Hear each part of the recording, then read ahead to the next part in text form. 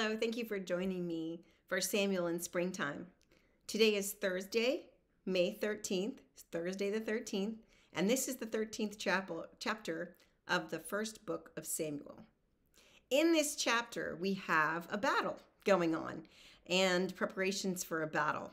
We also have the first misstep of our new king, King Saul, and a new pronouncement by Samuel. So let's get started. Of course, you know our enemies in this book and the next are the Philistines. So the Philistines' territory is to the direct west of the Jordan and of the Red Sea.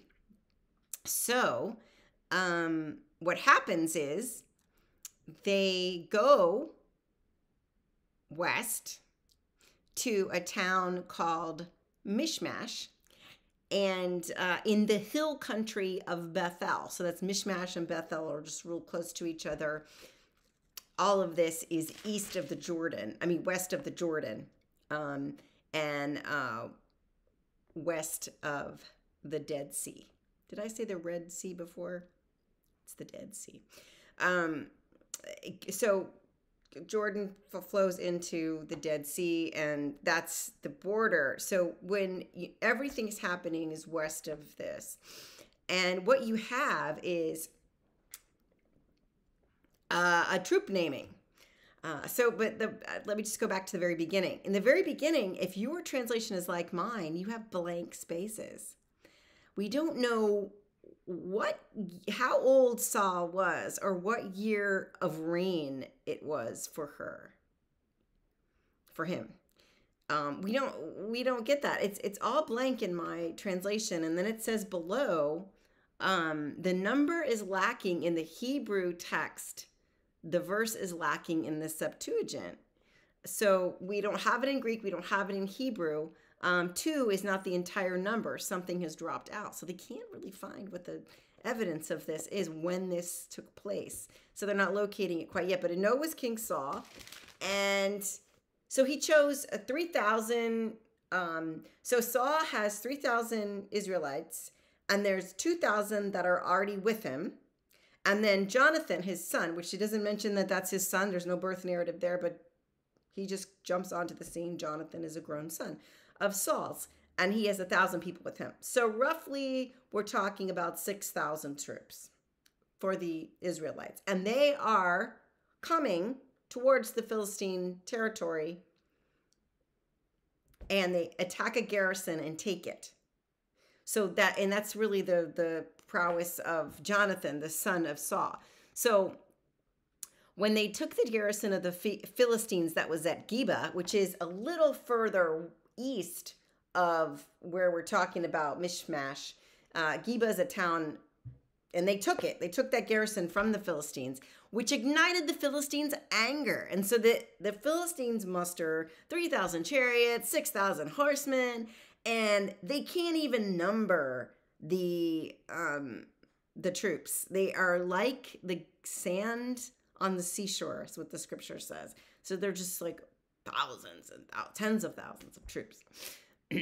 So the people of Israel, the army, sees that there's all these Philistines coming, and they all get scared and they start to hide in little coves and little caves and tombs. And some of them actually travel east back across the Jordan. And so that's a long trip, and they go back. So they want to get away from the Philistines. Now, it's all set to go. And he gets the idea, Saul does, that the people are retreating from him because they see what's going on. I mean, there's too many people. It's not going to happen. So out of fear of losing them, he does not wait for Samuel to come to make the burnt offering and to entreat upon the Lord, but he does it himself. He says, bring the burnt offering, and he does the burnt offering.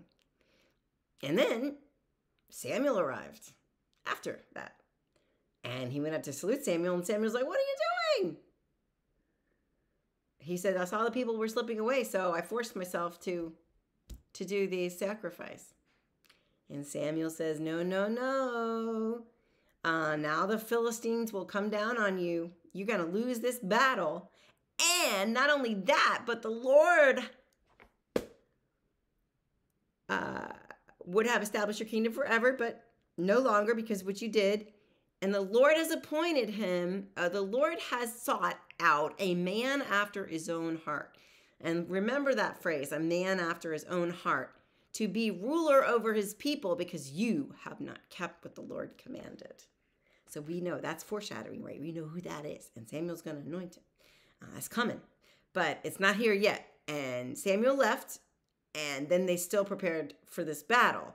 And this is a weird thing that happens in chapter 13 too. It's identified that there aren't any blacksmiths among the Israelites. And so they have to go to the Philistines to have their swords and axes and things sharpened. So they take them all their weapons, to the Philistine smiths, and none of them have a weapon in hand except for Saul and Jonathan when it's time for the battle.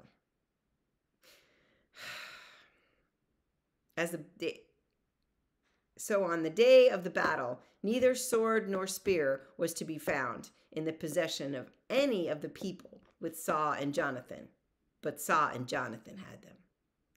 So it's kind of a mess in the making, and it's going to get bad before it gets better. So that's kind of the beginning of the end for King Saul. And it happens relatively quickly.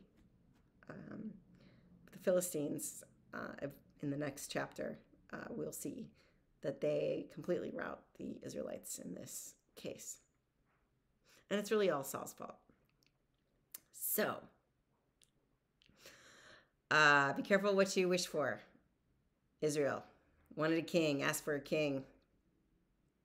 Yeah, and that's really the message of 1 Samuel. The author's intention is to show the ignorance behind asking for a king and the lack of faith therein. So that's the message there. I do glean some things of value. He just couldn't wait, and he was worried about. This is Saul now.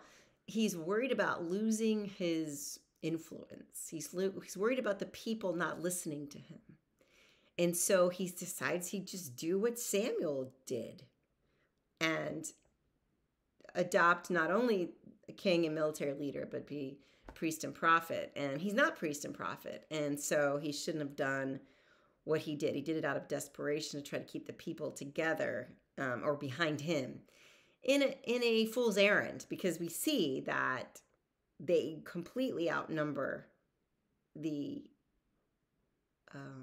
Israelites. The Philistines do.